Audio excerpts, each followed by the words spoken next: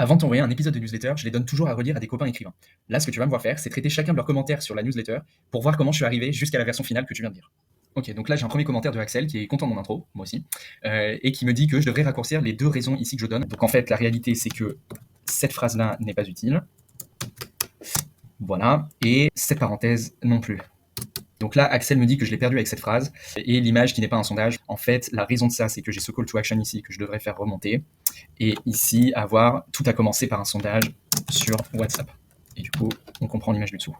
Ok, commentaire dans la même veine que le précédent, il faut préciser, la clarté c'est le principal, c'est l'option 2, CF screenshot WhatsApp.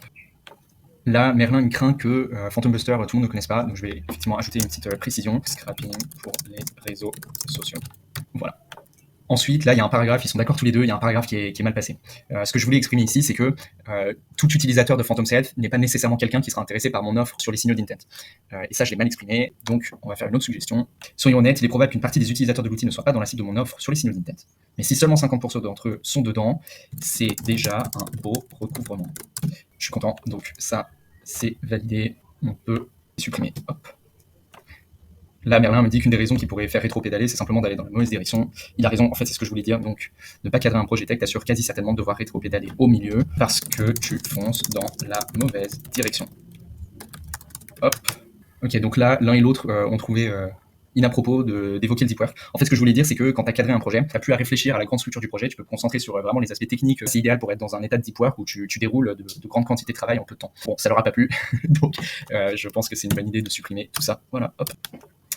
Alors, 39 heures pour 14 emails, ça lui paraît énorme. En fait, ça fait un peu moins de 3 heures par email, et c'est des emails que j'ai construits comme des newsletters. Je suis assez content de moi parce que je me suis bien impliqué sur ces trucs-là. Ok, donc là, l'un et l'autre m'ont fait un retour global. Là, il me fait une suggestion de titre, et je suis d'accord. En fait, le titre va devenir un micro-SaaS pour trouver des clients en 126 heures. Voilà. Et il me dit que je devrais faire remonter les temps de développement dans chacun des titres. Je vais le faire aussi. Le cadrage m'a pris 8 heures, cadrage en 8 heures. Le développement de l'API et de la base de données, ça m'a pris 34 heures en 34 heures. Le développement du front-end, j'explique que ça m'a pris 31 heures. 31 heures sur le front-end, véhicule de ma marque. Donc là, on revient à ces histoires d'emails, 14 emails, 39 heures. Et bien ici, une séquence de 14 emails en 39 heures. La vidéo de lancement en 5 heures. 5 heures pour tabler sur la...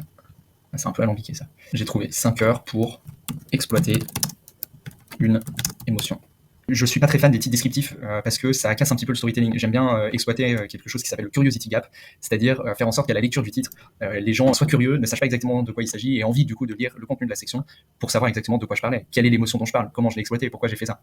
Et venons-en aux commentaires de Merlin. Merlin est d'accord avec Axel. Ce qui casse un peu le rythme de ma newsletter, c'est le fait que je veuille à tout prix parler de modèles mentaux, donner des conseils, etc. En fait, la raison pour laquelle je fais ça, c'est parce que je veux pas juste raconter ce que j'ai fait, dire ce que j'ai fait. J'aime bien tirer des conclusions et élargir un petit peu la discussion. Pour autant, il faut pas casser le storytelling. Je pense qu'il y a une réorganisation à faire. Ici, la section la plus importante de cette édition, je vais la faire remonter d'un cran. Je vais la renommer modèles mentaux pour aller vite sur le développement. Et ici, en fait, Merlin trouvait pas mal ce conseil. Le meilleur moyen d'aller vite, c'est d'imiter les fonctionnalités plutôt que d'en faire plein et de les bâcler. Et bien en fait, ça, c'est un modèle mental qu'on peut appeler KISS pour Keep It Simple Stupid. Et donc ça, je vais le faire remonter dans la section. Et ici, je vais supprimer cette remarque qui n'est pas très utile.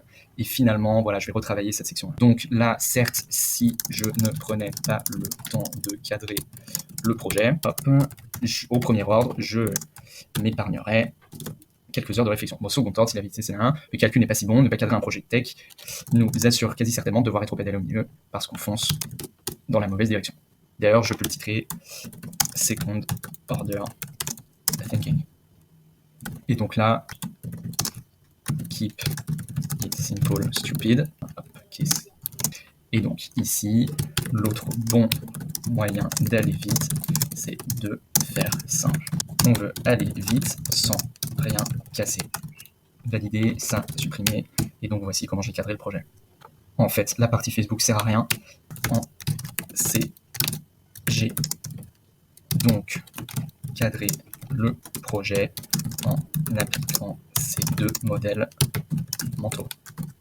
Je fais remonter en fait cette phrase introductive ici, Second Order Thinking. Le lien, on va le mettre sur le titre, on va retirer ça. Ici, un espace. En fait, ça va être j'ai appliqué ces deux modèles mentaux pour cadrer mon projet. Parfait. Voilà, c'était l'épisode 3 de Write in Public. J'espère que ça t'a plu. Si c'est le cas, je t'en prie, laisse un commentaire, laisse un like, partage la newsletter. J'ai vraiment un gros enjeu qui est de faire croître mon audience.